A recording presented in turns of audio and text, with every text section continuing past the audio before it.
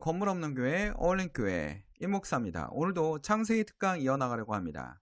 자, 창세기 20장 연약한 인간의 모습과 하나님의 위대함이라는 제목으로 하나님 말씀을 나누려고 합니다. 부제목 내 능력이 약한 데서 온전하여짐이라는 제목으로 하나님 말씀을 나올 때 여러분이 예수님을 만나고 성령님을 체험하는 그런 시간이 되기를 간절히 기도드립니다.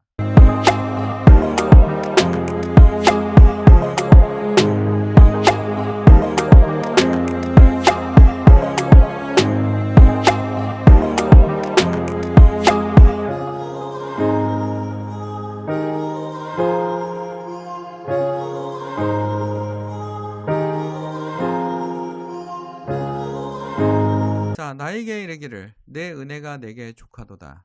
이는 내 능력이 약한 데서 온전하여짐이라 하신지라. 그러므로 도리어 크게 기뻐함으로 나의 여러 약한 것들에 대하여 자랑하리니 이는 그리스도의 능력이 내게 머물게 하려 함이라. 고린도후서 12장 9절 말씀입니다. 자, 오늘 창세기 20장 1절에서 12절입니다. 정말 아브라함의 모습에 대해서 우리가 보면 볼수록 좀 실망하는 모습이 굉장히 많습니다. 자, 아브라함이 거기에 네게부 땅으로 옮겨가 가데스와 술 사이 그랄에 거류하며 그의 아내 사라를 자기 누이라 하였으므로 그랄 왕, 자, 그랄 지역은 지금의 블레셋이 있는 지역입니다. 그러니까 블레셋 최초의 부족이었던 것 같습니다. 그러나 아비멜렉이라는 이름은 왕이란 뜻이에요. 왕입니다. 그러니까 왕에게 사라를 누이라고 한 겁니다. 사라를 보내어 사라를 데려갔더니 아비멜렉이 사람을 보내어 사라를 데려갔어요. 왜?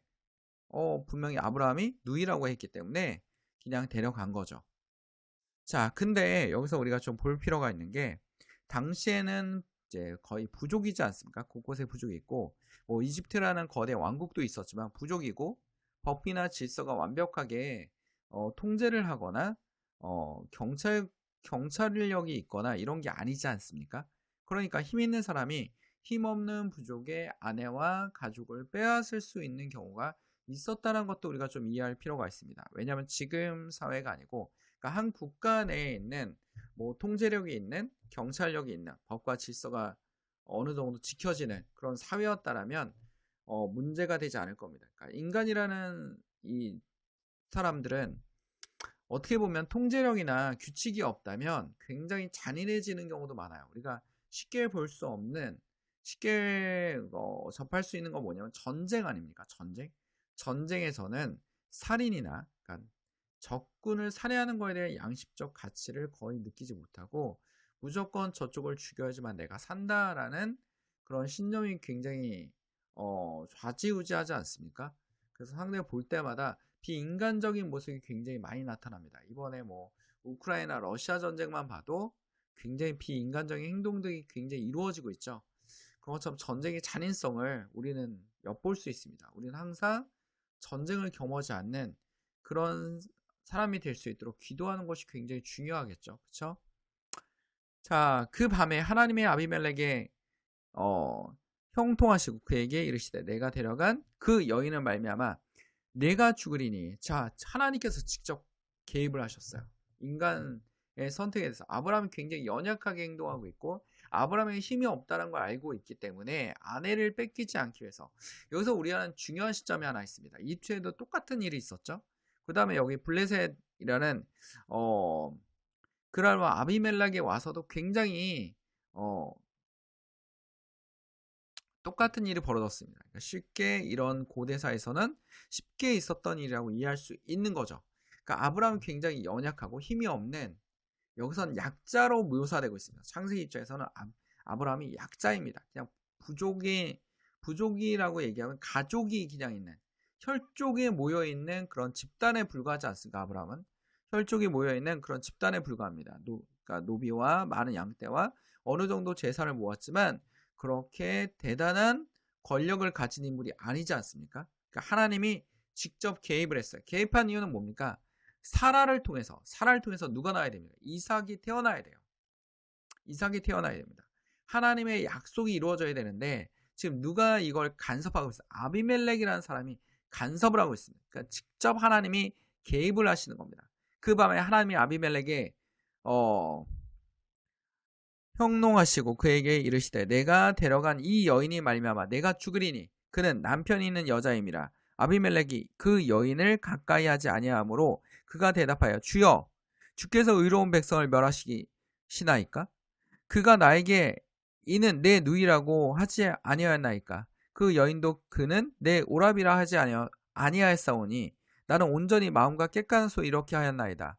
하나님 꿈에 또 그에게 이르시되 내가 온전한 마음으로 이렇게 한 줄을 나도 알았으므로 너를 막아 내게 범죄하지 아니하려 하였나니 여인에게 가까이지 못하게 함이 이 때문이라. 이제 그 사람을 아내로 돌려보내라. 그는 선지자라.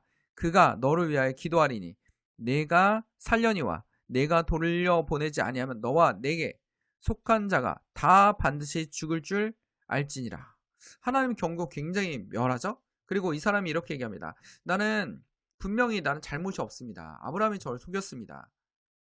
근데 그래서 내가 너에게 나타나지 않았냐라고 하나님 분명히 공정하게 말씀하고 계세요. 공정하게 말씀하고 계시고 아비멜렉이 사라를 아브라함에게 돌려보내기를 원합니다. 그리고 하나님께서 아브라함을 선지자라고 소개를 합니다. 그러면서 약속을 계속 지키고 계시는 거죠.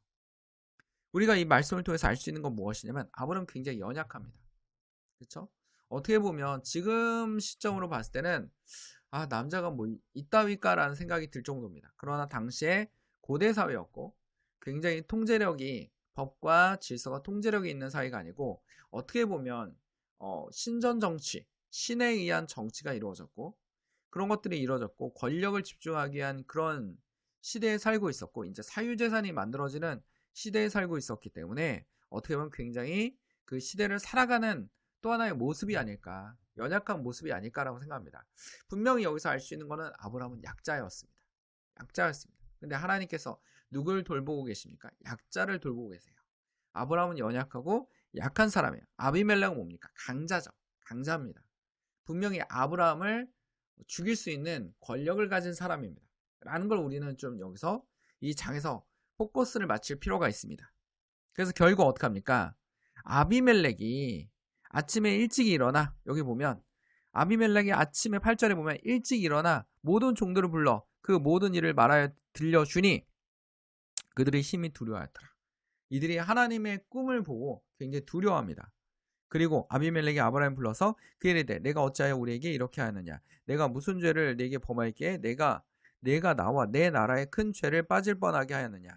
내가 합당하지 아니한 일을 내게 행하였도다 하고 아비멜렉이 또 아브라함에게 이르되 네가 무슨 뜻으로 이렇게 하였느냐? 아브라함이 이르되 이곳에서는 하나님을 두려움이 없으니 내 아내로 말미암아 사람들이 나를 죽일까 생각하였습니다. 그러니까 아브라함이 자기가 죽을까봐 아내를 누이라 속였습니다 라고 얘기하지 않습니까? 자, 아비멜렉은 당연히 아브라함에게 불평이 있겠죠. 네가 나한테 이럴 수가 있냐고 굉장히 투덜거렸습니다. 그러나 어떻게 했습니까? 다시 돌려줬다라는 겁니다. 여기서 아비멜렉은 굉장히 평범한 사람인데 여기서 아비멜렉이 선택을 잘한 건 뭐냐면 꿈을 듣고 깨달았다라는 거죠. 깨닫지 못했으면 굉장히 큰 죄를 저질렀겠죠. 그리고 하나님은 지금 뭐하고 있습니까? 연약한 아브라함을 굉장히 붙잡아주고 약속을 이해하기 위해서 하나님이 약속을 이해하기 위해서 사라를 보호하고 있지 않습니까? 사라에서 어떻게 할 것이다? 새로운 자손이 날 것이다 라는 겁니다. 이때 아브라함이 나이가 많은데도 불구하고 나이가 많죠? 굉장히 연약한 노인에 불과합니다. 그러나 하나님께서 보호해 주셨다라는 겁니다. 우리가 인생을 살다 보면 굉장히 어려운 일이 많지 않습니까? 우리 영화 중에서 굉장히 어려운 영화가 하나 있어요. 뭐가 있었냐면 인터스텔라라는 영화입니다. 굉장히 이해하기 쉽지 않은 영화예요. 근데 뭐 우리가 이 영화를 이해하고자 얘기하는 건 아니고 인터스텔라에서 뭡니까? 지구가 굉장히 멸망 직전이었죠. 새로운 지구가 필요했습니다. 그러니까 미래 사회에 우리에게도 있을 수 있는 그런 일일 수 있습니다. 지구가 거의 종말이 오고 있었기 때문에 새로운 지구를 찾아야 된다는 겁니다. 그래서 여기에서 이 박사님께서 할 수 있는 거는 지구를 위하기보다는 뭡니까? 지구를 위해서 보기는 그냥 누구를 위해서? 그냥 우리 가족을 위해서 어떻게 하겠다? 지키겠다라는 겁니다. 가족을 위해서 지키겠다라고 얘기를 해요. 가족을 위해서. 그래서 별들을 찾으러 다니죠. 찾으러 다닙니다. 근데 우주의 시간과 지구의 시간은 달라요. 그래서 이 사람은 우주에서 그렇게 오래 있지 않았지만 기다리는 초등학교 딸은 거의 뭐 80년이 흘러버린 거죠. 이 사람이 별을 발견할 동안. 결국 이 사람이 여기서 새로운 지구의 별을 발견하게 되죠. 근데 그 과정에서 어떡합니까? 좌절하고 낙마하고 약간의 거짓말을 통해서 속이고 하는 연약한 모습을 보이지 않습니까? 연약한 모습을 보이지만 결국 어떡합니까? 별을 발견하고 딸에게 내가 돌아오겠다라는 약속을 했기 때문에 그 약속을 이행하기 위해서 가족 간의 끈끈한 사랑이 나타나지 않습니까? 그래서 약속을 지키기 위해서 돌아옵니다. 돌아와요. 돌아와서 어떡합니까? 딸을 만는데 아버지는 젊어요. 왜냐면 우주에서 시간은 굉장히 뭐 2주인가밖에 안 흘렀어요. 근데 딸은 그 2주가 어떡합니까? 80년 흘러서 노인이 됐어요. 임종 직전에 딸을 만납니다. 딸을 만나요.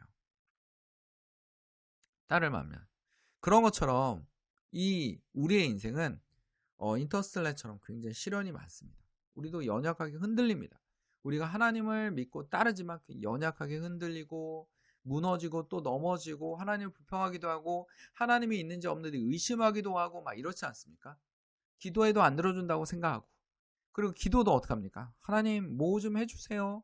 부자 되게 해주세요. 돈 좀 주세요. 라고 막 그런 기도만 하지 않습니까?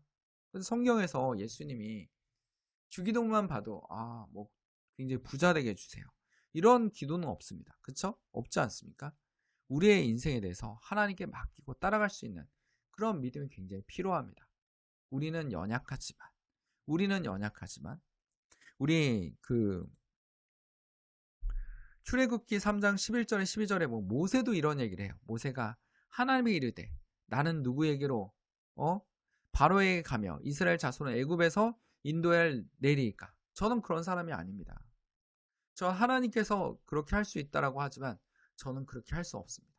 그렇게 연약해 보이던 모세를 통해서 그리고 연약해 보이던 아브라함을 통해서 하나님이 어떡합니까? 역사하시고 민족을 끌어내지 않습니까? 그 거대한 나라 이집트에서 역사적으로 보면 정말 어마어마한 사건이에요. 어마어마한 사건인데 노비들을 몇백만이 되는 그러니까 이 아브라함이라는 가족은 굉장히 적지 않았습니까? 거기다가 이 두인이 아들이 없지 않습니까? 자손이 없는데 하나님은 계속 너의 자손이 굉장히 크게 될 것이다.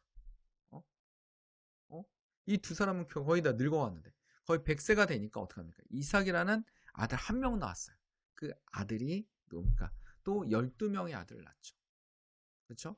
12명의 자식을 낳아서 그들의 12지파가 만들어지고 그게 거대한 민족을 이룹니다. 그 민족이 바로 출애굽입니다. 이제 가족 중심의 혈족 중심의 하나님과의 동행이었다면 이 집 출애굽은 뭐였습니까? 거대한 민족. 하나님의 제사장 민족이 만들어지는 그런 과정을 보이고 있습니다. 그리고 모세라는 사람을 통해서 세계에서 가장 강대국이었던 당시에 굉장히 강했던 이집트란 나라에서 노비들을 끌고 나오는 겁니다. 있을 수 없는 일이죠. 정말 역사적으로 거대한 사건입니다. 근데 하나님 네가 해라. 근데 모세가 제가 어떻게 그런 걸 하겠습니까? 모세가 하나님께 이르되 나는 누구에게로 바로에게로 가며 나는 누구에게 내가 나 같은 사람이 어떻게 바로에 가면 내가 말도 잘 못하는데 연약한데 어떻게 갑니까? 라고 얘기하고 있습니다. 우리 앞에 읽었던 고린도후서에 나와 있는 바울의 고백을 잘 보면 알 수 있습니다. 내가 연약할수록 하나님을 나타낼 수 있다는 겁니다. 우리가 힘이 없을수록 굉장히 하나님을 나타낼 수 있다는 겁니다. 사무엘도 이스라엘 왕을 정할 때 사울이 버림을 받아서 이스라엘 왕을 정할 때 당시에 그 문화적으로는 굉장히 키가 크고 힘이 세고 용맹해 보이는 이세 아들 중에서 하나가 보였어요. 사무엘 눈에는. 그럼 하나님은 아니랍니다. 하나님은 아니라고 얘기하지 않습니까? 아니라고 얘기해요. 그거 아니야. 누구야? 지금 여기 없는 아들 중에서 양을 치고 있는 정말 어린 왕이 하나 있어. 연약해 보이는 애가 있어. 남자답지 못하고 이쁘장이 생긴 애가 하나 있어. 걔가 답이야. 라고 하나님 말씀해요. 그게 이스라엘을 가장 위대하게 만들었던 다윗 왕이 되지 않습니까? 이 역사적 사실 정말 놀랍지 않습니까? 이런 걸 통해서 하나님이 나타내신다는 거예요. 믿음의 조사 아브라함, 연약하고 인간적이고 굉장히 힘없어 보이고 했던 사람입니다. 그러나 하나님께서 그를 통해서 민족을 이루시고 모세를 통해서 출애굽을 하시고 인터스텔라에서도 주인공인 굉장히 좌절하고 실망하지만 끝까지 가서 결국 약속을 지켜서 80년 만에 거의 100년 가까이 돼서 돌아와가지고 딸과 만나는 그 명장면 나오지 않습니까? 굉장히 우주 과학적인 지식들이 많이 들어있던 영화로 유명합니다. 이해하기가 쉽지 않았던 영화고 도대체 감독이 뭘 나타내는지 하는 애매모호한 여러 가지 해석이 요구되지만 굉장히 많은 좌절과 낭만 그리고 신호가 왔던 별들이 모두 다 인간이 살 수 없는 별이었는데 마지막에 블랙홀 근처에서 인간이 살 수 있는 별을 하나 찾아내지 않습니까? 희망의 메시지를 던지고 있어요. 이 영화에서도. 그런 것처럼 우리가 인터스텔라에서 것처럼 우리의 인생도 항상 연약하고 좌절하고 무너지고 연약합니다. 근데 우리가 연약하기 때문에 누구에게 의지할 수 있습니까? 하나님에게 의지할 수 있죠. 하나님께 기도할 수 있습니다. 하나님 바라볼 수 있어요. 여러분이 너무나 힘이 세고 뭐든지 내 마음대로 할 수 있고 뭐든지 하나님대로 추진해서 다 이루어진다면 하나님을 바라보겠습니까? 하나님을 바라보지 않을 겁니다. 이제는 뭘 바라보겠어요? 권력을 바라보겠죠. 그렇죠? 권력까지 잡으면 돈도 잡고 권력만 잡으면 모든 걸 할 수 있어. 그런 사람을 통해서 하나님이 자기를 나타내지 않습니다. 누굴 통해서 나타냅니까? 연약하고 힘없고 하나님을 의지하고 붙잡는 사람. 저는 모자랍니다. 하나님 저를 붙잡아 주십시오라고 붙잡는 사람.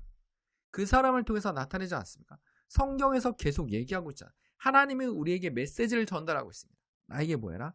주님 저는 연약합니다. 하나님의 힘이 필요합니다. 하나님의 인도하심이 필요합니다. 내가 약함을 통해서 예수님께서 내게 내재하시고 계심을 내가 느낄 수 있습니다. 라는 그 고백이 필요하다라는 겁니다. 나는 안 되는데, 나는 힘든데, 내 능력이 한계가 있는데 모든 사람들은 다 약점을 가지고 있어요. 그렇죠? 완벽한 사람은 거의 없습니다. 완벽한 사람 없어요. 굉장히 약점도 많고 좌절하기도 하고 막 이럽니다. 그러나 우리가 좀 더 노력하려고 그러고 이겨내려고 하고 하지 않습니까? 그런 것처럼 하나님을 바라보는 믿음, 그 믿음이 굉장히 중요합니다. 사도 바울을 통해서 우리가 알 수 있는 게 있습니다. 연약하지만 마귀의 유혹이 너무 심하지만 하나님을 붙잡고 꽤 나으려는 그런 믿음, 추진력이 정말 장난이 아닙니다. 로마의 거점들을 이용해서 복음을 전파하고 로마의 모든 도로가 로마로 통하지 않습니까? 그리고 새로운 나라를 건설하고 로마는 자기 문화의 건축물 하나씩 건설해놔요. 그러니까 콜로세움이라는 게 로마 유럽 곳곳에 있습니다. 곳곳에 있어요. 그리고 이게 바로 로마다라고 얘기하고 그 도를 콜로세움을 통해서 이게 도로를 완성하지 않습니까? 그래서 전국으로 퍼져나와서 막강한 군사력과 문화를 통해서 유럽과 지중해를 지배하지 않습니까? 그 거점을 이용해서 하나님의 복음을 전하는 이 사도 바울의 능력, 별별 일 다 겪지 않습니다. 하나님 복음을 전하는데 하나님께서 함께 하니까 아무 일이 없었습니다. 별별 일 다 겪지 않습니다. 모세도 하나님하고 함께 하는데 별별 백성들이 막 원망해요. 끝없이 원망합니다. 나 같으면 내 백평 치고 나올 것 같은데 끝없이 막 원망해요. 그걸 통해서 하나님께 의지하고 백성들을 설득해 가면서 광야에서 돌아다니지 않습니까? 그래서 결국 여호수아를 통해서 적과 꿀이 흐르는 약속의 땅 가나안으로 들어가고 맙니다. 그것이 하나님의 뜻입니다. 우리의 뜻이죠. 우리도 이 광야 같은 여정을 살고 있는 거예요. 이 광야라는 여정을 살고 있고 아브라함도 그 과정을 통해서 하나님이 약속한 땅을 가기 위해서 굉장히 이렇게 이동하고 있는 겁니다. 그러면서 많은 일을 겪고 있죠. 그러면서 어떻게 합니까? 훈련되고 성숙됨을 겪을 수 있죠. 우리가 하나의 그 고난이나 이런 걸 통해서 우리가 얻을 수 있는 게 있습니다. 뭡니까? 성숙함. 그리고 우리 옆에 있었던 누가 나에게 도와줄 수 있는 사람이었는지, 진정한 친구였는지, 가족이었는지 알 수 있는 것. 그것이 바로 또 고난을 통해서 알 수 있지 않습니까? 하나님께서 우리에게 나타나 주신 것처럼 우리가 하나의 모습을 통해서 지울게요. 하나님을 바라볼 필요가 있다는 겁니다. 오늘은 이 말씀을 꼭 기억합시다. 나에게 이르기를, 사도 바울이 얘기하고 있습니다. 내 은혜가 내게 족하도다. 이는 내 능력이 약한 데서 온전하여짐이라 하신지라. 그러므로 내가 약한 데서 온전해집니다. 라고 사도 바울은 얘기하고 있어요. 내가 약할수록 예수님이 나타납니다. 내가 약할수록 예수님을 의지합니다. 내가 약할수록 하나님과 기도하고 하나님의 인도하심 받습니다. 하나님이 빛을 발할 수 있습니다. 라고 얘기하고 있지 않습니까? 그러므로 도리어 크게 기뻐함으로 나의 여러 약한 것들에 대하여 자랑하리니 이는 그리스도의 능력이 내게 머물게 하려 함이라. 여러분 안에도 하나님의 능력이, 그리스도의 능력이 머물기를 간절히 기도드립니다. 다 같이 기도하겠습니다. 사랑하는 충만하신 아버지, 오늘 주의 말씀을 통하여 깨닫게 하시고 주님을 바라보게 하시고 우리가 변화되게 하시고 하나님을 의지하게 하시고 하나님을 쫓아가는 주의 종들이 되게 하여 주시옵소서. 하나님의 성도가 되게 하여 주시옵소서. 주의 우리의 악한 영들이 떠나가게 하시고 연약한 육체를 치료하시고 항상 하나님께 감사하며 예수님께 감사하며 살아갈 수 있는 우리의 모습이 되게 하여 주시옵소서. 식탁 위에 음식이 떨어지지 않게 하시고 하나님을 찬양하며 기뻐하고 기도할 수 있는 주의 성도들이 되게 하여 주시옵소서. 우리를 사랑하신 예수 그리스도의 이름으로 간절히 기도드립니다. 아멘. 하나님께 영광의 박수를 올립니다. 건물 없는 교회, 어울린 교회 말씀 창고였습니다.